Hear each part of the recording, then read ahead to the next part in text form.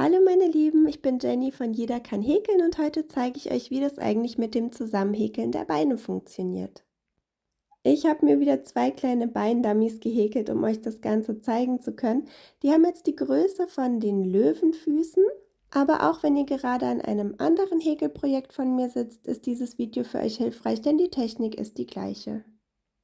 Ihr nehmt euch das erste Beinchen und zählt von der Kettmasche aus eine Masche nach links. Das ist eure Einstichstelle und stecht dort mit eurer Häkelnadel ein. Holt euch den Arbeitsfaden und zieht den mit der Häkelnadel durch die Masche. Jetzt muss der noch daran fixiert werden. Dazu nehmt ihr ihn nochmal auf die Nadel, zieht ihn durch die Schlinge und jetzt habt ihr ihn fixiert. Als nächstes häkeln wir 2 Luftmaschen. Und dann zieht ihr hinten nochmal das Fadenende fest, sodass auch wirklich alles richtig schön fixiert ist. Dann nehmt ihr euch das zweite Beinchen und am zweiten Bein wird ab der Kettmasche 6 Maschen nach links gezählt. Die Kettmasche wird dabei nicht mitgezählt.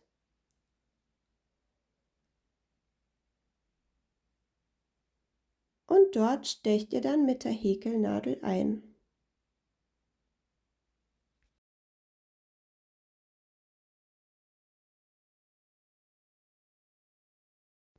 Dann nehmt ihr wieder den Arbeitsfaden auf und zieht ihn durch die Masche und durch die Schlingen auf eurer Häkelnadel. Jetzt habt ihr eine Schlinge auf der Häkelnadel und jetzt geht es weiter mit dem Umhäkeln des Beinchens. Ihr häkelt also ganz normal 14 feste Maschen. Wie gesagt, es geht jetzt um den Löwen. Da sind es 14 feste Maschen. Bei anderen Häkeltierchen könnten es hier nur 7 oder 10 sein, je nachdem, was ihr gerade häkelt. Jetzt sind wir an der Luftmaschenkette angekommen. Das sind die 2 Maschen der Luftmaschenkette, die ihr dann einstecht, aber ich zeige euch das Ganze jetzt nochmal ganz langsam. Ihr stecht jetzt dort ein, wo ihr die Luftmaschenkette am Beinchen fixiert hattet. Das ist diese Masche hier. Nehmt den Arbeitsfaden auf und zieht ihn durch die Masche, sodass ihr jetzt 2 Schlingen auf der Nadel habt. Dann stecht ihr in eure erste Luftmasche ein, holt den Arbeitsfaden, zieht ihn durch und habt jetzt 3 Schlingen auf der Nadel. Dann holt ihr wieder den Arbeitsfaden und zieht ihn durch alle 3 Schlingen durch. So habt ihr jetzt die erste Luftmasche schon gehäkelt. Dann stecht ihr in die zweite Luftmasche ein, holt den Arbeitsfaden, habt wieder 2 Schlingen drauf und stecht auch an der anderen Seite dort ein, wo ihr die Luftmaschenkette am Beinchen fixiert hattet. Den Arbeitsfaden holen, durch die Masche ziehen, ihr habt 3 Schlingen auf der Nadel, Arbeitsfaden aufnehmen und durch alle 3 Schlingen ziehen. Und dann kann auch schon das zweite Beinchen umhäkelt werden. Ihr häkelt also wieder ganz normal 14 feste Maschen um das zweite Beinchen.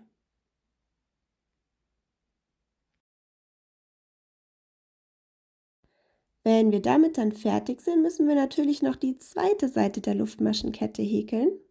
Das funktioniert aber ganz genauso wie die erste Seite.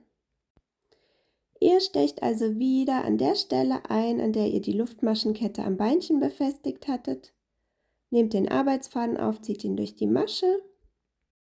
Dann stecht ihr durch eure erste Luftmasche, also durch das eine Maschenglied.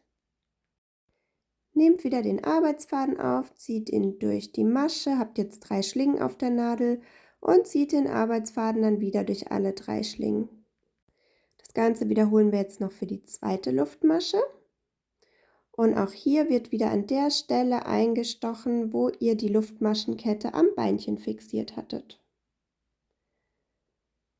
Wenn ihr dann also eure 3 Schlingen auf der Nadel habt, zieht ihr wieder den Arbeitsfaden durch und damit habt ihr dann eure erste Runde beendet.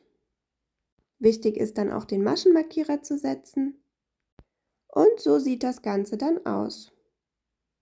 Ich zeige euch jetzt auch noch mal, was genau eure erste Runde ist. Die beginnt also, das ist immer ein bisschen blöd mit dem Faden, die beginnt also hier, geht einmal rundherum um beide Beine und endet am Maschenmarkierer. Vergesst bitte nicht, euren Maschenmarkierer hier wieder zu setzen, dass ihr auch wisst, wo eure Runde dann endet. Ja, und jetzt könnt ihr einfach mit eurer zweiten Runde weiter häkeln. Ich hoffe, dieses Video konnte ein paar Fragen lösen und wenn ihr noch weitere Fragen habt, könnt ihr mir immer gerne schreiben. Ich versuche alles zu beantworten.